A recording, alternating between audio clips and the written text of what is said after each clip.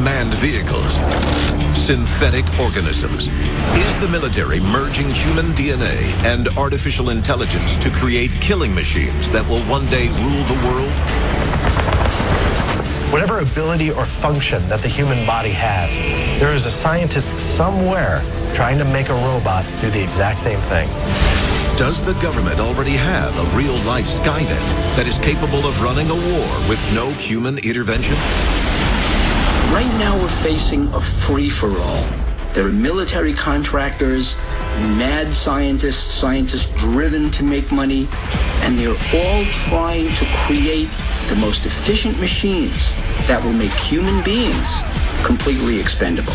Tonight, science fiction becomes science fact as the fast approaching rise of the machines is unsealed. What if the history you were taught in school was all a lie? Is our government controlled by a secret society? Welcome to the world of conspiracy, where cover-ups, secrets, and hidden agendas all trace back to a single source. We're about to unseal the secret files the government doesn't want you to know about. This is Unsealed Conspiracy Files. 1917, World War I. Trenches scar the face of Europe as Allied and enemy forces dig into the ground. In an attempt to gain the upper hand, the United States Army secretly rushes to manufacture an unpiloted airplane known as the Kettering Bug. It is the first military drone to ever hit the skies, carrying 180 pounds of explosives with a target range of 75 miles. Aviation was in its infancy, yet we're already trying to figure out how to use this technology as a weapon. In the 1930s, Russia develops the Teletank, a mechanized monster with a built-in flamethrower and machine gun.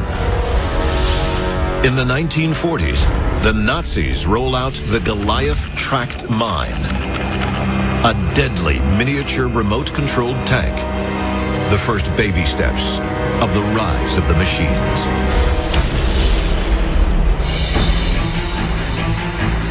"70 years later, the U.S. now has the largest and most powerful army of unmanned drones in the world. Technology has completely changed war as we've fought it for the last couple thousand years. Now we can fight those battles and take another man's life without ever putting ourselves into harm's way. And much of the technological progress can be linked to one organization, the Defense Advanced Research Projects Agency. DARPA was created in 1958 by President Dwight D. Eisenhower after the launch of Sputnik by the Soviet Union in 1957. Its purpose was simple. It was aimed to research all those highly advanced scientific discoveries and take the next step in regards to technology. DARPA has been critical in the development of NASA, the internet, and the stealth bomber. But that's just the tip of the technological iceberg. DARPA is a very open agency because they do talk a lot about what they are researching, what they're investigating, and some of the scientific advances that they have taken. But if they'll tell us that much, you have to ask yourself, what aren't they telling you? One product of DARPA research is the Nano Hummingbird. The 1-ounce flyer can move backwards, forwards, and hover in one place. With funding from DARPA, Big Dog was developed to carry heavy loads over rough terrain. These things are real. They're not fiction. Luckily, these are ours, at least for the time being. HiBot Snake is an amphibious device that's mobile on solid ground and in the water.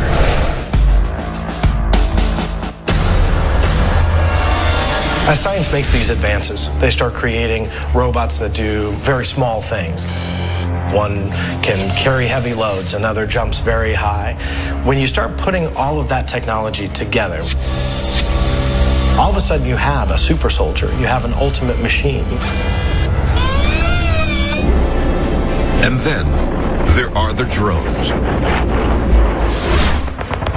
1 in 3 military aircraft operates without a human pilot. And their numbers increase every day.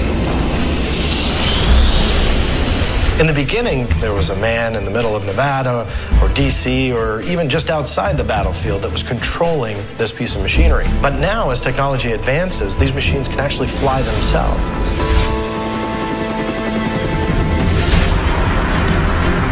As machines begin to outnumber the human soldier, will the technology we are creating to assist us turn against us? Right now, the intelligent machines are on our side because they're programmed to be. If you think the coming robot apocalypse is going to be nation versus nation, think again. Many of the machines most likely to stage an uprising are already in our homes. It's crazy to think that these devices can't be used against us. And if something can be used against us, they will be used against us. Unsealed. Conspiracy Files. Welcome back to the world of conspiracy. This is Unsealed Conspiracy Files. Every year, the machines we make get one step closer to replacing us altogether. But instead of being wary of robots, Americans just embrace them all the more. Unsealed Case File. Smart Toys. 1998, the American International Toy Fair in New York City. A fuzzy talking figure soon becomes the must-have Christmas gift of the season. The Furby is the first successful attempt to sell a robot to the domestic market. Prices for the electronic toy soon top $100 on the resale market. Furby would come and it would only know the language Furbish. Kids would teach it how to learn in English, learn words. The Furby automatically records bits and pieces of its owner's conversations. Consumers are fascinated.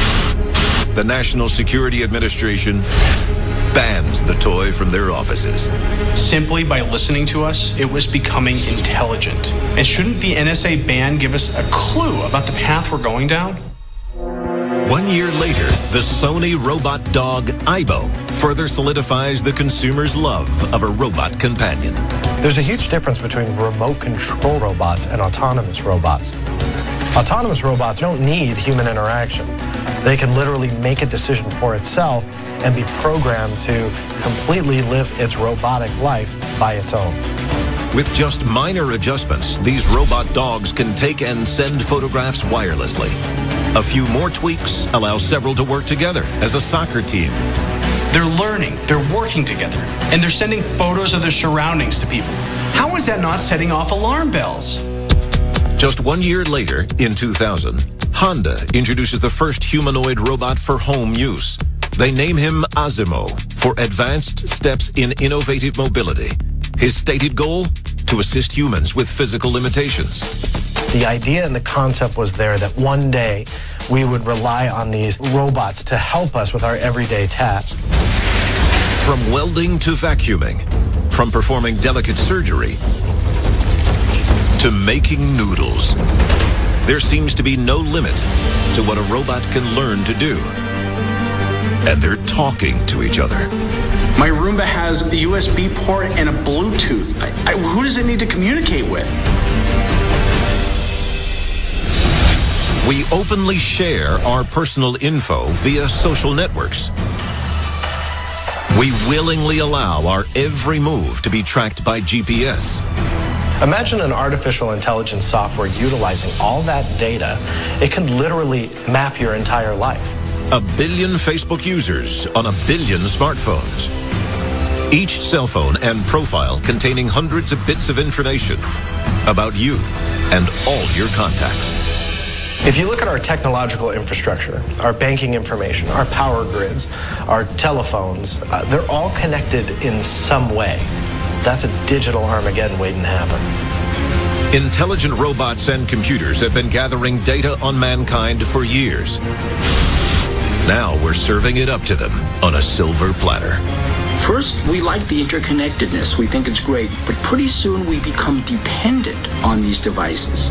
Pretty soon we can't live without these devices. And that's the whole point. Scientists program the most dangerous robots not to harm their creators. But computers, just like the people they may someday replace, are subject to illness. The common cold has mutated itself over the years to make sure that not every pill or antibiotic that we're given will combat it. Well, same is true in the digital world. Unsealed case file. The Stuxnet virus. 2010. Somewhere in an unknown location, computer hackers and engineers get together to perfect the most effective cyber weapon yet known to man. The Stuxnet virus was a virus that appeared in 2010. It infected millions of users worldwide. Most of the damage done by this virus was done to computers inside the Iranian nuclear research facilities aimed to enrich uranium. And it's believed that years were taken away from the Iranian scientists in regards to their research due to this virus. The Stuxnet virus showed the world that a virus, a computer code, could turn the machines against the very people who were using the machines. If you think that can't happen to us, you're making a grave mistake. Every day, the human race gives up a little more humanity for the sake of convenience. Direct deposit for your paychecks. Automated customer service lines. Smartphones that do what a personal assistant used to do. It seems as though people no longer need people at all. Coming up, how will machines ultimately rule mankind? By eventually merging with them. You look at the stuff they're doing today, and it's like science and science fiction are indistinguishable. Unsealed Conspiracy Files. Welcome back to the world of conspiracy. This is Unsealed Conspiracy Files. Since the Industrial Revolution, mankind has invented machines to do nearly anything a man can do. But now, engineers and scientists are taking things a step further. Unsealed case file. Man-machine hybrids. Remember the $6 million man? It's not fiction anymore. Battery-powered exoskeletons become one with the wearer, allowing a human soldier to double or triple his strength and endurance. Exoskeleton battle gear is a fantastic help to our combat troops. But what happens when you don't need the human being inside the exoskeleton anymore? If you look at what we're capable of today, it's like science and science fiction are indistinguishable. And scientists have more fully integrated man-machine crossovers already in place. Eyes, hands, arms, even synthetic human flesh. If a person has it, somewhere an engineer is figuring out how to give it to a robot. Biodesign, a new project at DARPA, is making the impossible possible. It intends to create synthetic organisms that will be programmed to live indefinitely. Not only have we created a robot, we're giving it the gift of immortality. If you start to program it to be self-replicating, it goes out, puts another copy of itself together, programs it, sends it off into the universe. That 1 becomes 2, the 2 becomes 4, 4 becomes 8, so on and so forth. In a very short amount of time, these probes could, in theory, start to take over the world. Of course, robots only do what they're programmed to do. But what happens when they're programmed to fool us? Unsealed case file. The Turing Test. 1950. Alan Turing, one of the fathers of modern computing, poses a simple question. Can machines think? The field of artificial intelligence is born. The Turing test was created to determine whether or not an artificial intelligence software could act human-like. The test would involve 3 different subjects: the judge, a computer, and an actual human. The judge would communicate and send messages to the computer via text and messages to the human and receive a response. Based on the response, if the judge couldn't figure out which one was human, it would pass the Turing test. And computers just keep getting better. I don't think it's very hard for a machine to actually convince the human that it's human. Since the advent of social networking, a whole new artificial entity has emerged: the social bot. There are computer programs and scripts out there that traverse the net and think for themselves, can hack into websites, can actually communicate and send messages with you.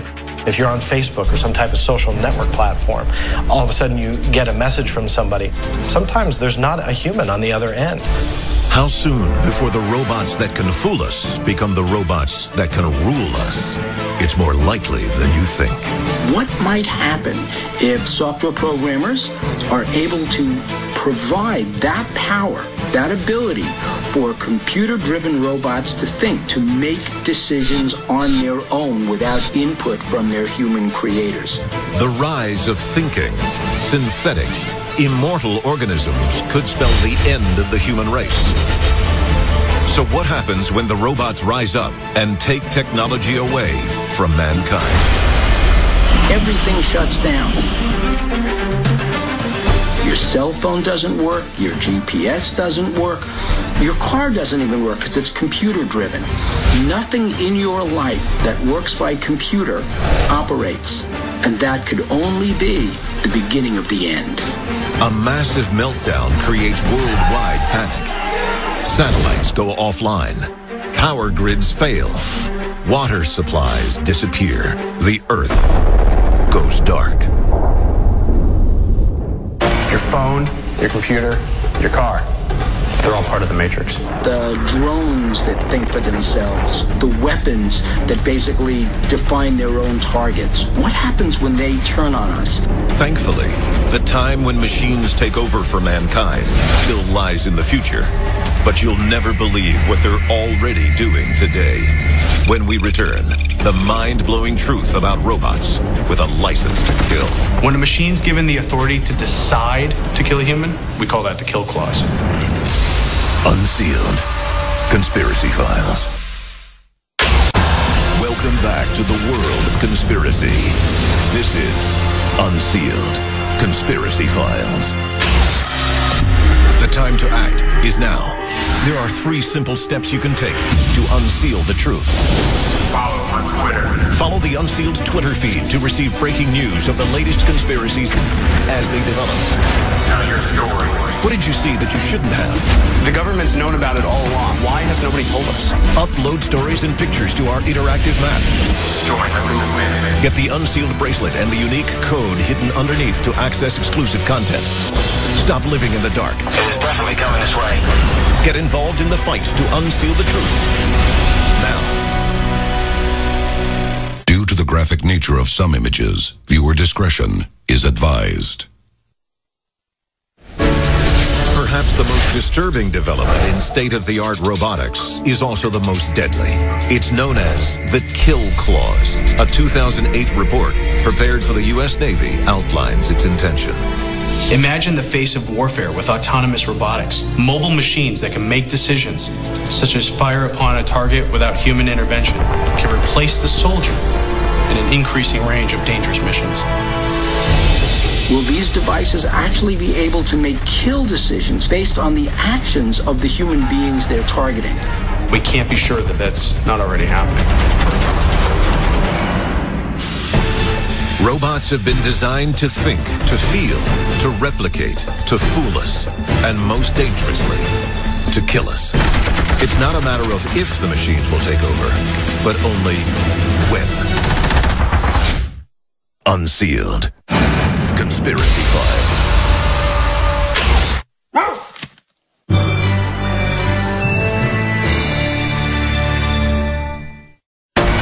Is America secretly experimenting on humans? Are the diseases that have ravaged the human population man-made? Have government scientists created real-life monsters that can no longer be contained? People described it as a cross between a dog and a raccoon and even a sea turtle. The answers to these frightening questions may be found on Plum Island in Suffolk County, New York, an animal disease research center that some say is the real-life island of Dr. Moreau. Tonight, we expose a sinister plan that could be in the works to expand this facility across the nation and bring the horrors of bioterror right to your front door. Join us as the secrets of Plum Island are unsealed. What if the history you were taught in school was all a lie? Is our government controlled by a secret society? Welcome to the world of conspiracy, where cover-ups, secrets, and hidden agendas all trace back to a single source. We're about to unseal the secret files the government doesn't want you to know about. This is Unsealed Conspiracy Files. Mutants, monsters, and abominations leave us mystified. From the jungles of Africa to the backyards of America. Many are products of science, sometimes in the pursuit of good. Others reveal the evil done behind closed doors. East Hampton, New York, 2008. At the island's northern tip in Montauk, the beach resort hamlet is enjoying a busy tourist season. But then, a grisly discovery turns a day of fun into a day of terror. It happens when a 26-year-old woman and her 3 friends stumble across something that looks like a creature from a Hollywood horror movie. Unlike any known living being, it defies all laws of nature, and to this day, it has never been identified. The Montauk Monster, is it myth?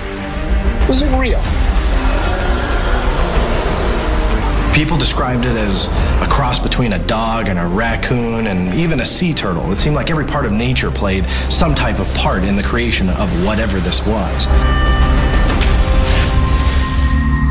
In the weeks that follow, news media and cryptozoologists examining the photographs report theories from the simple Some say it was simply a bloated raccoon, to the otherworldly. but others claim that it was an extraterrestrial. What's underneath that skull thing? Is that the brain? Could be an alien. But to the residents of this Long Island town, the answer hits much closer to home. Just off the coast of New York, and a stone's throw from Montauk, lies Plum Island, a top-secret animal disease research center, haunted by rumors of genetic and biological experimentation. The accusation is, of course, denied. But in 2009, several events started to occur that show that there's much more going on Plum Island than we know about. Another hybrid creature washes up on the beaches of Connecticut, followed by another in 2011. And within the span of a year, 2 more on Long Island. Are these shocking real-life photographs a glimpse inside the secrets of Plum Island? There's absolutely no denying that this is real. This is happening time and time again. And now, as the alleged evidence piles up on the shores of the East Coast, a rather sudden announcement is made. The facility will be closing, but have the secrets of Plum Island already escaped? The secrecy surrounding Plum Island was so intense that scientists were being flown in and flown out. It was like the Area 51 for bioweapons. Exposing the history of Plum Island reveals chilling facts that suggest the facility may host the development of what could be catastrophic biowarfare weapons, and that it might not only be animals they're experimenting on. This is the definition of biosafety level 4. It involves diseases for which there is no cure. If one of those diseases would get out, it could be catastrophic. How did we build one of the deadliest germ labs on Earth? We didn't. We hired the Nazis to do it for us. Coming up next, ties to one of history's most evil regimes sheds light on Plum Island's true purpose and potential. This man was one of the Nazis' lead disease researchers during the war. And instead of prosecuting him, we offer him a job to run one of our facilities. And later, we uncover the upcoming location of the new Plum Island. But be warned, it's closer than you think. Unsealed. Conspiracy Files. Welcome back to the world of conspiracy. This is Unsealed. Conspiracy Files. 90 miles from the 8.5 million people of New York City lies Plum Island, an animal research center which may house some of America's darkest secrets. And it all begins with a history reaching back to Nazi Germany. Unsealed case file. Operation Paperclip. Reims Island, Germany. Founded in 1910, it is the home of the world's oldest virological laboratory. And in World War II, was the home base of SS bioweapons research led by Nazi scientist Erich Traub. Under Heinrich Himmler, Traub investigated and experimented in unique forms of biowarfare for Hitler's army, including fatal diseases carried by biting or stinging insects. Traub discovered that with the use of an infectious disease, you could put that into a tick and use that as a weapon in warfare. If you were to do that, you can drop that on your enemy and never have to put your troops into harm's way. Traub and his bioweapons failed to turn the tides for the Nazis in World War II. But after the war, Russia and the U.S. gave top Nazi scientists immunity from war crimes in exchange for their services. One such specialist, Erich Traub. Erich Traub was picked up by the United States government under its program called Project Paperclip. This was a program in which various Nazi scientists were brought to the United States and put to use. Based on the design of Reims Island, the U.S. begins work on their own lab off the coast of New York. The Plum Island Animal Disease Research Center is opened in 1954. U.S. officials feel so strongly about Traub's knowledge and know-how of this type of research, they even offer him a job as the director of Plum Island. The one thing the Allies didn't want to happen was to have the Soviets get the jump on the Allies in infectious diseases. They smuggled Traub out of Berlin into the United States. The Nazis were brutal torturers and killers. Many of them were prosecuted at Nuremberg after the war, but not Erich Traub.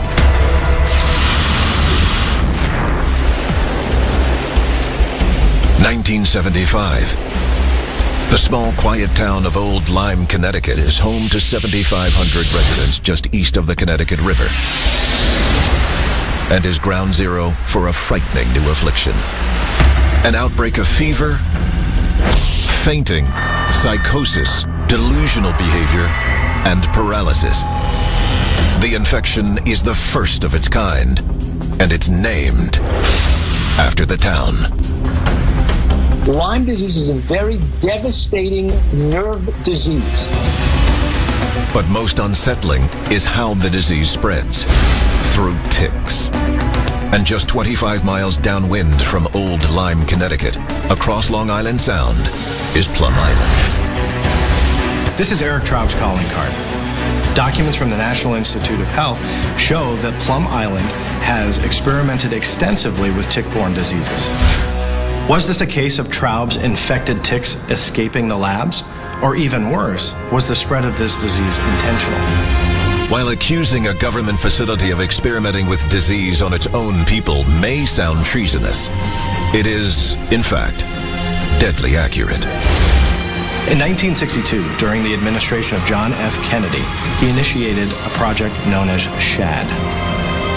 Project SHAD is an example of what the American military did to its own personnel in testing bioweapons. It was one of many, many experiments done on our own troops. To this very day, we never really know who died as a result of Project SHAD and who didn't. American sailors stationed on Navy vessels are exposed to toxic nerve gas on 46 separate occasions. They got sick, they died, nobody knew about it, and to this day, the records of Project SHAD are pretty much concealed. History shows that the U.S. military and government has tested these agents on humans without their knowledge.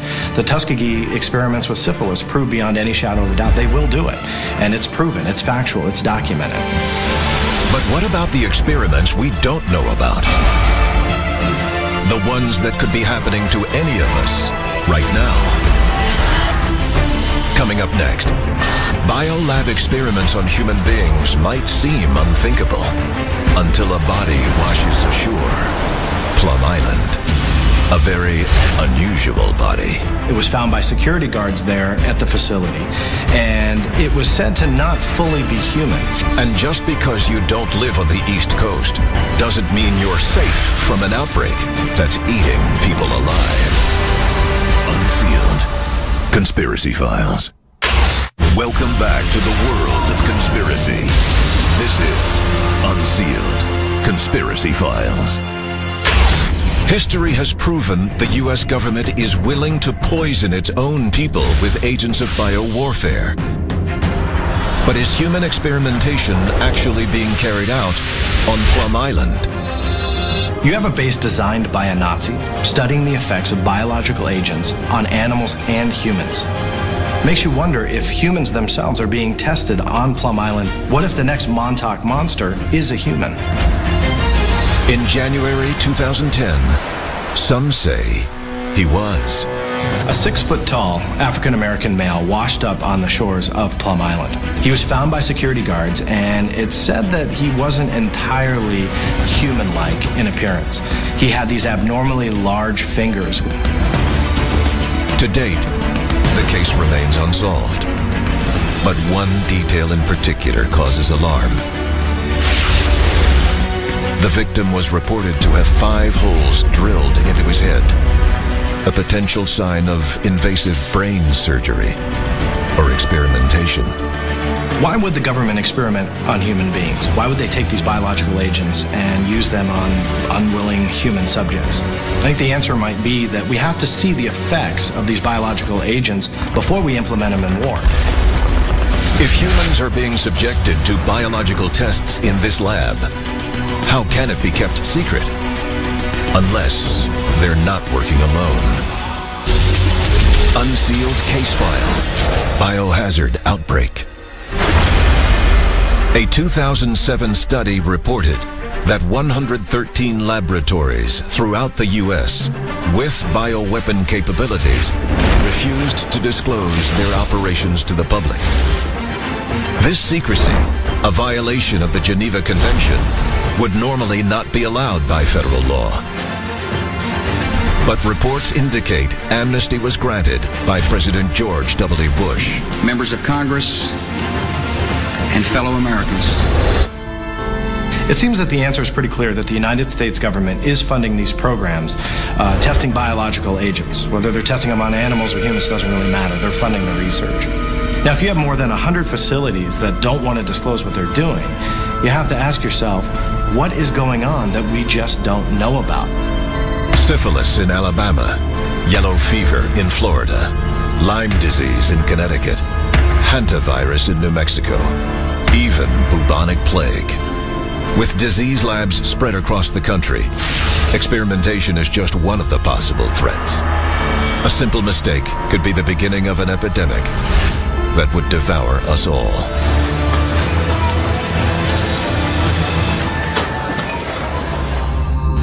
May 2012. 24-year-old Amy Copeland is hospitalized after injuring herself while ziplining over a river outside Atlanta, Georgia. What seems like a routine surgery quickly reveals a bacteria not only infecting her body, but killing it as it spreads quickly through her flesh. Once this infection has taken hold, it's moving so progressively that the antibiotics cannot get ahead of the infection. The flesh-eating virus is, as its name implies, extraordinarily deadly because it eats a human being from the inside out. Then, within the same year, this relatively unheard of affliction suddenly appears again and again in the Atlanta area, followed by 2 more in South Carolina. And when we look at these 5 known cases of the outbreak on a map, a startling revelation is made. When you've got a certain region that now starts to have not 1, not 2, but you start getting into 4 or 5 and maybe even an outbreak of cases, then add in the fact that there's a CDC facility not too far away, you have to ask, is there a connection? The CDC is in charge of infectious disease prevention and awareness in America, perhaps the most advanced institute of its kind. But shortly after the outbreak of flesh-eating bacteria, the government announces a congressional investigation of reported air leaks and safety lapses that occurred in February of 2012, just 3 months before Amy Copeland's accident. The CDC likes to conduct tours. There was a reverse of an airflow. And so the CDC admitted that a virus that was being tested might have escaped into a corridor where a tour was taking place. Was this bacteria created as a weapon and released by accident? If not, then why has the recent government decision to move Plum Island resulted in a new location further from the population centers of the East Coast, but a location closer to the rest of us? Coming up next, what government plan for Plum Island could create the biggest biological threat in American history? And how could it bring disease right into your very home? Join us when we return. Unsealed Conspiracy Files. Welcome back to the world of conspiracy. This is Unsealed Conspiracy Files. The time to act is now. There are 3 simple steps you can take to unseal the truth. Follow on Twitter. Follow the Unsealed Twitter feed to receive breaking news of the latest conspiracies as they develop. Tell your story. What did you see that you shouldn't have? The government's known about it all along. Why has nobody told us? Upload stories and pictures to our interactive map. Join the movement. Get the Unsealed bracelet and the unique code hidden underneath to access exclusive content. Stop living in the dark. It is definitely coming this way. Get involved in the fight to unseal the truth. Now. Following the discovery of monsters and mysterious bodies comes the announcement that Plum Island intends to relocate its facility.